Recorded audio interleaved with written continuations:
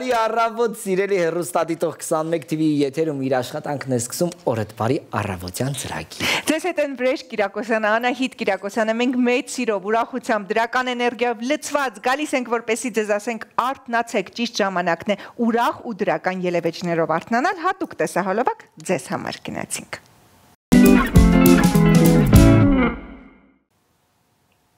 Դե ինչ կարծում եմ յուրաքանչյուրն արդեն արթնացավ, մոտեցաք հեռուստացույցին, բարձրացրեցիք հեռակառավարման վահանակով ձայնը եւ մտածիք ինչ անել այսօր։ Նախ եւ առաջ սուրճ, թեյ, նախաճաշ պատրաստել, երեխաներին դպրոց, ինքներդ գնալ գործի, բայց գործի ճանապարհին էլ կարող եք մեզ հետևել։ Հիմա այնպիսի համակարգ է, որ նույնիսկ մեքենաներում մեզ կարելի է դիտել, չէ՞։ Մարդու մտքին տեղ լինի Վրեժ ջան։ Բոլոր տեղերից կարող են Արբանյակից հետևում են մարդիկ ինչ են անում նույնիսկ, բայց շատ վատ շրջան է, գիտես։ Ես չեմ սիրում, չգիտեմ, օրինակ, ասենք, երբ որ իմանում եմ ինձ հետևում են, կամ կարող են դիտել ինձ, կամ լսել ինձ, օրինակ դու կարծում եմ մի քիչ ազատության սահմանափակում է։ Նայես, ամեն դեպքում շատ տարբեր խնդիրների մասին մենք դեռ այսօր կզրուցենք, իսկ այս պահին թիվ 1 հարցն է, թե ինչ հագնել այսօր, այսինքն նորաձև կլինենք, նորաձև չենք լինի, համահունչ կլինենք, թե չենք լինի, այս եւ այլ հարցերի պատասխանները կտան մասնագետները, որովհետեւ մենք ունենք էջ հատուկ ձեզ համար պատրաստած։ Գնանք քվիզի հետևից։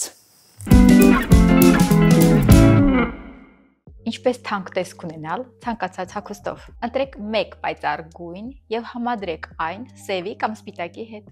Համադրեք տարբեր տեքստուրաներ, օրինակ բուրդը զամշի կամ ջինսի հետ։ Կրեք միագույն հագուստ։ Դրանք միշտ թանկ են երևում։ Դարձեք ել ավելի նորաձև։ Վերադարձանք իհարկե, արդեն կարծում եմ քվիզին ձեզ օգնեց, թե առավոտյան եթե տանից դեռ չեք հասցրել դուրս գալ, թե ինչ հագնել եւ ինչպիսին լինել։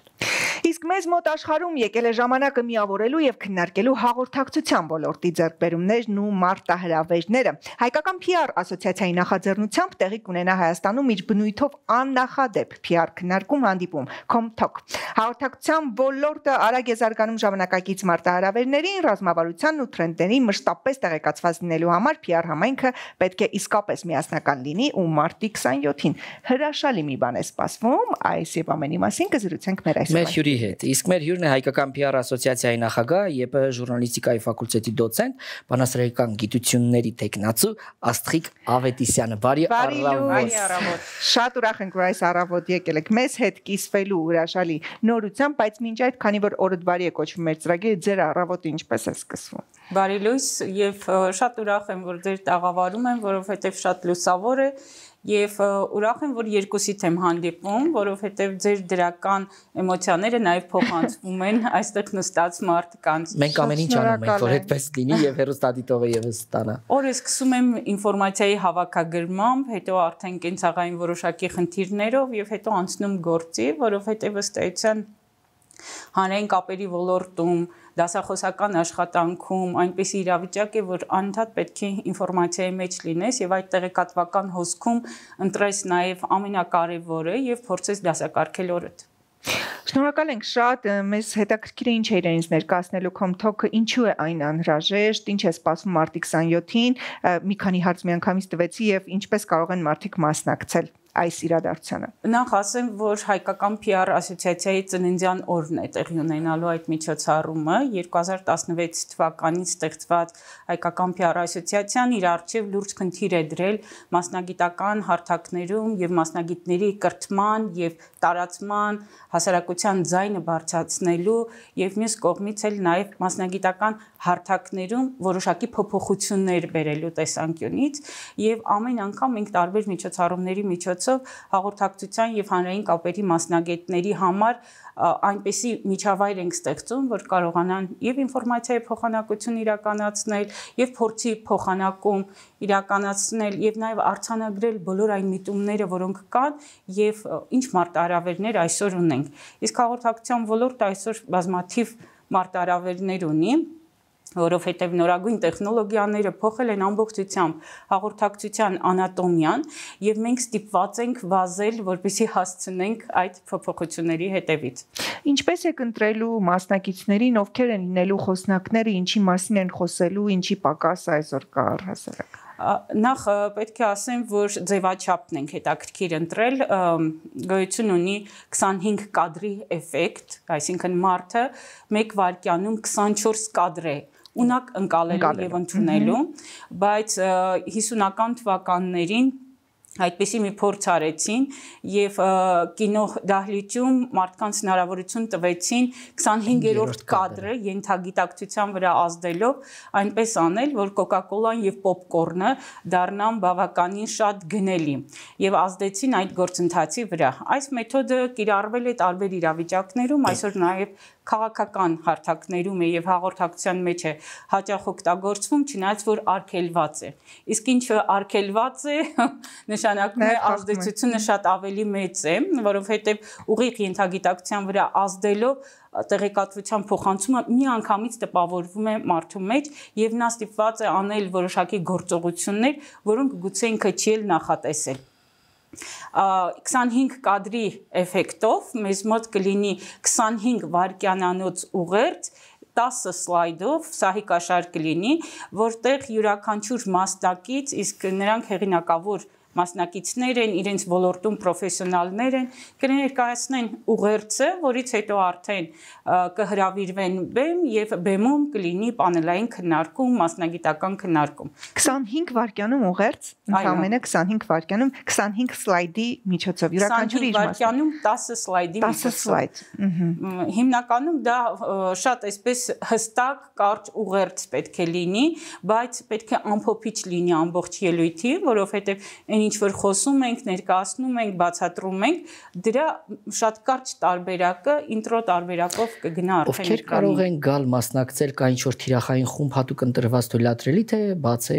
բոլորին։ Ըստ էության բաց չի եւ հատուկ հրավիրված մարդիկ են լինելու, բայց մենք նաեւ դրել ենք, որպեսզի գրանցվեն մարդիկ, որովհետեւ ի վերջո դաշտը մեծ է եւ շատերին չենք ճանաչում, բայց փորձում ենք այնպես անել, որ գոնե յուրաքանչյուր ոլորտի յուրաքանչյուր թեմայի հետ կապված հեղինակավոր մարդիկ, ովքեր իսկապես պրոֆեսիոնալ են, իրենք այդ հարթակում լինեն, հաղորդակցության մասնագետներ, հանրային կապերի մասնագետներ, մարքեթինգային հաղորդակցության մասնագետներ, մարդիկ, որոնք այսօր կարծիքի առաջնորդներ են եւ իրենց հետևում ունեն մեծ լսարան, բրենդի կառավարման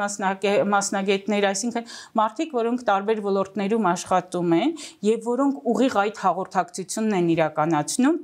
Սկզբում մեզ մոտ PR talk էր կոչվում, այսինքն մի քանի տարի առաջ երբ որ սկսում էինք process-ը PR talk էր, հետո մտածեցինք, որ ամբողջ աշխարհում արդեն հաղորդակցություն բառն է ավելի շատ մտնում շրջանառության մեջ, որովհետև PR-ի հիմքում հենց հաղորդակցությունն է։ Եվ որպեսզի դաշտը մեծացնենք, որոշեցինք, որ communication talk-ը շատ ավելի տեղին է եւ հաղորդակցության խնդիրները քննարկելը շատ ավելի կարեւոր։ Այ Տիկին Ավետիսյան, մի հետաքրքիր բան է, PR բառը երբեմն մենք առօրյայում շատ ենք օգտագործում, հասարակ ասում ենք իրար դե հերիքա PR-վես եւ այլ եւ այլ։ Բայց դա մի մշակույթ է, որ նաեւ գիտություն է, նաեւ շատ մեծ համակարգ է։ Այսօր մեզ մոտ, Հայաստանում, այդ մշակույթը ինչպիսի կարգավիճակում է գտնվում, կա թե չկա, թե կա մասամբ է, ոլորտներ կան, որոնք որ դեռևս նույնիսկ չեն էլ հասկանում դա ինչ է։ Շատ կարևոր ու շատ բարդ հարց տվեցիք, որովհետև իսկապես անկախությունից հետո, երբ որ սկսեցին Հայաստանում խոսել PR-ի մասին, մարդկանց մոտ առաջին տպավորությունը, որ գալիս էր, դա գովազդն էր։ Եվ դա միշտ բացասական ազդեցություն է ունենում, որովհետև մարդիկ ասում են, ինչ որ շատ էս գովազդում, ուրեմն վատ իմաստով ենք ասում։ Այո, ուրեմն ինքերից բան չներկայացնում ես, դու գովազդում ես որպեսի։ Բայց հետո արդեն ինչու երբ որ ստեղծվեց կազմակերպությունը, հենց դրա համար ստեղծվեց, որովհետև մարդկանց մոտ մինչև այսօր էլ շատ քաղաքական գործիչներ, հանրային գործիչներ PR արտահայտությունը բացասական տեսանկյունից են օգտագործում, բայց իրականում դա ինչն է, public relations հանրային հարաբերություններ եւ այդ հարաբերություն ստեղծելը արդեն արվեստ է։ Ես միշտ ասում եմ PR-ը փոխհարաբերություններ ձևավորելու արվեստ է եւ եթե գրագետ հաղորդակցություն իրականացնենք, ապա մենք կարող ենք հասնել արդյունքի։ Հայաստանում մենք լուրջ խնդիր ունենք այն առումով, որ մեծամասամբ հատկապես գերատեսչությունների մակարդակում մտածում են, որ PR-ը դա միայն զանգվածային լրատվության միջոցների հետ փոխհարաբերությունն է, բայց դա ընդհանրապես մի գործիքն է։ Հաղորդակցությունը գլոբալ առումով, ռազմավարական հաղորդակցությունը դա եւ հասարակության հետ կապ ապահովումն է, դա ԶԼՄ-ների հետ կապի ապահովումն է, դա ներքին լսարանի հետ հաղորդակցության իրականացնումն է, դա որոշակի ծառայությունների մատուցման, տարածման, իրազեկման հնարավորությունն է, այսինքն շատ մեծ կոմպոնենտներ կան, որոնցից ընդհանրապես շատ քիչ փոքրիկ հատվածն է օգտագործում։ Եվ վերջին տարիներին նաև ամեն ինչ անում են, ասում են մարքեթինգ։ Օրինակ social media marketing ում հարցնում ես ասում է ես SMM չիկ եմ եւ այդ շատ վատ արտահայտությամբ բայց ընդհանրապես սոցիալական մեդիայի կառավարման համար հենց ամբողջ աշխարհում տարածված այդ տերմինը social media communication-ն է, այսինքն մենք սոցիալական մեդիայի կառավարմամբ ենք զբաղվում, իսկ մարքեթինգը դրա շատ փոքր հատվածն է։ Ու մինչև չունենաս հաղորդակցական ռազմավարություն, դու չես կարող այդ սոցիալական մեդիան կառավարել, այսինքն դրա մեկը մեկից բխող հանգամանք է եւ պրոցեսային, ցիկլային հատված է։ Ու երբ որ մարդիկ վերցնում են ուղակի մի փոքր հատված, ուղակի կառավարում են որևէ մեկի սոցիալական էջը եւ ասում են, որ իրենք արդեն մասնագետ են, այս դեպքում մասնագիտական տեսանկյունից ուղակի կարելի է բարի ժպտալ ուղակի, բայց փորձել փոխել միջավայրը նաեւ նման թոքերի միջոցով։ Ամեն դեպքում դա է ուզում ասել, որ ժամանակները փոխվում են, գործիքները փոխվում են, լինում են նորամուծություններ, նոր մասնագիտություններ։ Վերջերս որդուս 12-ամյա հարցնում եմ, ինչ ես ուզում դառնալ, ասում է, ես դեռ չեմ կարող այդ հարցին պատասխանել, որովհետև գուցե այն մասնագիտությունը, որ ես ուզում եմ ընտրել, դեռ չկա ասպարեզում։ Ոնց որ հիմա նույն բլոգերությունը, որ այսպես դարձավ համատարած, ինֆլուենսերներ, յուրաքանչյուրը ունի արդեն իր հարթակը ինքնաարտահայտվելու եւ գործիքները կիրառում են եւ դրական եւ բացասական իմաստներով, որովհետեւ շատ դեպքերում ուղղակի մասնագետ չեն։ Այ գոյությունի համաշխարհային PR եւ հայկական PR, ինչ հիմա նոր գործիքներ կան, նորամուծություններ կան, որոնց մասին մենք պետք է իմանանք, ճիշտ կիրառենք, ճիշտ մոտենանք։ Սոցիալական մեդիան մեզ տվել է բազմաթիվ հնարավորություններ եւ գործիքներ, փոխել է նաև աշխատանքային գործընթացը, որովհետեւ եթե ժամանակին ուղղակի դու կարող էիր մոնիտորինգ անել մի քանի լրատվամիջոցներ եւ փորձել դրանից որոշակի բաներ հանել, այսօր արդեն այդպես չէ։ Եվ 24/7 ռեժիմով աշխատող հանրային կապերի եւ հաղորդակցության մասնագետները նրանք անդադ պետք է հետադարձ կապի ապահովումը իրականացնեն։ Տեխնոլոգիաները տվել են հնարավորություններ, դու կարող ես շատ արագ կարճ մի քանի վայրկյանում ստեղծել որոշակի հոլովակներ, տարածել այդ հոլովակները, ընդ որում հիմա մենք դարձել ենք կարծես թե որոշակի սերունդ կա, որ TikTok-յան հասարակություն է դարձել, բայց ցավոք հայկական բովանդակությունը TikTok-ում շատ վատն է եւ այդ գործիքը նույնիսկ անգրագետ է օգտագործվում։ Մեր արժև նաև այդ խնդիրն ենք դրել, որ մեդիագրագիտության խնդրին զուգահեռ նաև կարողանանք այնպիսի բովանդակությամբ լցնել սոցիալական այն հարթակները, որոնք տալիս են լուրջ հնարավորություններ, բայց որոնց ազդեցությունը շատ բացասական է։ Այսինքն մենք պետք է կարողանանք նաև այդ գործիքները գրագետ օգտագործել։ Մյուս կողմից մարտահրավերային է արդեն արհեստական բանականությունը։ Որոշակի մասնագիտություններ շուտով դուրս կգան ընդհանրապես շրջանառությունից եւ դա մարտահրավեր է, որովհետեւ իրականում կմնան ստեղծագործական մոտեցում ցուցաբերողները։ Եթե մենք այսօր սոցիալական մեդիան օգտագործում ենք նաև շփման հնարավորություն, սոցիալական մեդիան նաև դարձել է ինքնաամփոփման հնարավորություն, որովհետև շատերը արդեն մարդը մարդու հետ չի շփվում, վիրտուալ հարթակներում միմյանց հետ որոշակի շփումներ են իրականացնում, տեղեկատվական հոսքը այնքան շատ է, որ դու այդ փորձանյութում արդեն կորում ես եւ մյուս կողմից էլ մարտահրավերային է կեղծ օկտատերերի մեկնաբանությունները եւ կեղծ տեղեկատվությունը, որը տարածվում է, այսինքն աշխարհը լիքը բաների դեմ այսօր ունի պայքարելու եւ Հայաստանն էլ դրա արտապատկերն է ըստեյության։ Շատ ճիշտ եք, բայց այդ հարցը ինչպես պայքարել։ Այ էսա խնդիրը որ կարող ես։ Մի բան, որ մենք պարբերաբար իրականացնում ենք եւ անում ենք, կրթելով, արշավներով, խոսելով, տարածելով, որովհետև այլ կերպ հնարավոր չէ եւ այսօր դպրոցներն էլ շատ լուրջ խնդիր ունեն անելու։ Սկսած մանկապարտեզից մենք արդեն երեխային պետք է դարձնենք մեդիագրագետ, կարողանանք հնարավորություն տալ, թե որտեղից ստանալ գրագետ տեղեկատվությունը, որն է անպետք։ Նույն գործիքը կարող ես օգտագործել եւ իչարս եւ ի բարի։ Եզոպոսի լեզուն, ինչպես ասում են, չէ՞, եւ դրականը կարող ես անել եւ բասականը, բայց այստեղ նաեւ խնդիրը այն է, որ դա իսկապես պետք է նույն դպրոցական ծրագրերի մեջ մտնի, որովհետեւ եթե փոխվում են ժամանակները ու մենք ասում ենք փոխվում են մասնագիտությունները, ավելանում են նորամուծություններ, երեխան դպրոցի առարկայի պես, եթե արդեն բոլորս կախված ենք այս գadgetներից եւ չգիտենք դա ինչպես կիրառել ու ծնողն ինքն էլ չգիտի որ բացատրի երեխային դա երևի թե առանձին առարկա պիտի լինի որ արդեն երեխաները կարողանան նաեւ հմտանալ ու սովորել ինչպես կիրառել սա ինչն է կարելի եւ ինչ չի կարելի մենք մի քիչ դժվար ենք փոփոխությունների գնում կամ եթե փոփոխություններ ենք իրականացնում շատ մակերեսային ենք անում այսինքն խորքային չեն այդ փոփոխությունները տեղի ունենում դրա համար կրթության ոլորտում անդադ մենք խնդիրների ենք հանդիպում բայց եթե արագ արձագանքման մեխանիզմը լինի, որովհետև աշխարհը շատ արագ առաջ է գնում, փոխվում է տեխնոլոգիաները, մոտեցումները, մեթոդները, այսինքն այդ ամեն ինչը փոխվում է ու եթե դու չես հասկանում այդ հոսքի մեջ, ուրեմն ինչ որ բան բաց ես թողնում եւ մի սերունդ է դա բաց թողնում նաեւ։ Ու այստեղ մենք հատկապես այս սերունդը, որը շատ այսպես հարմարվողականություն ունի եւ շատ արագ մտնում է process-ների մեջ օրինակ անկախությունից հետո հիշում եք խորհրդային տարիներին շատ դժվար էր մարդկանց մոտ այդ փոփոխությունը որ իրենք պետք է ազատ տնտեսական փոխհարաբերությունների անցնեին մինչեւ կարողացան իրենք ինքնադրսևորվել ցույց տալ իրենց բավական ժամանակ անցավ այս սերունդը այդպեսին չի իրենք կամ շատ լավ գիտեն ամեն ինչ կամ ոչինչ չգիտեն բայց մի կողմից էլ անտարբերության որոշակի բան կա որը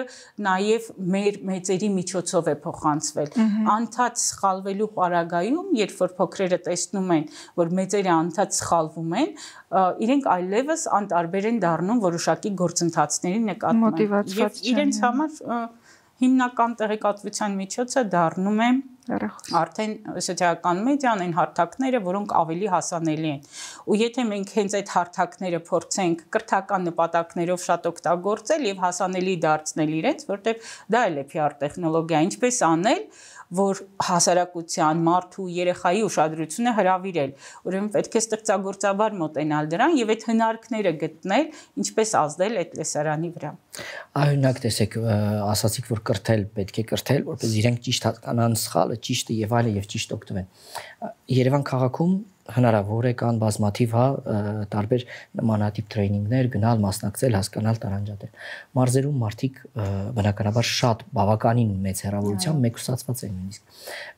Ձեր կողմից ինչ որ աշխատանքներ տարվում են, գնում եք, փորձում եք իրենց էլ եւս ընդգրկել ես ամեն ինչի մեջ կամ թեկուզ հեռավար այս on-line հարթակով եւս իրականացնել ինչ որ որոշակի գործառույթ։ Այո, որոշակի դասընթացներ կան, որոնք կազմակերպվում են եւ տեղում լինելով եւ նաեւ հեռավար, դա նաեւ իրենցից է այդ պահանջը գալիս, որովհետեւ օրինակ Գորիսի պետական համալսարանի հետ այդպիսի ծրագիր իրականացրեցին ուսանողների դասախոսների համար նախատեսված դասընթաց իրականացվեց կամ տարբեր մի քանի օր առաջ ես Գյումրիում էի եւ Գյումրիում այդպես փոքրիկ խմբի հետ մասնագիտական քննարկում ունեցանք, այսինքն դրանք բարբերաբար են եւ դրանք պետք է բերեն նրան, որ դաշտում շատ պրոֆեսիոնալներ լինեն եւ այդ պրոֆեսիոնալներն էլ իրենք բազմապատկիչ դառնան, այսինքն ամեն մեկը տարածող լինի տեղեկատվության եւ դրա համար մենք ստեղծել ենք նաեւ հայկական PR ակադեմիան,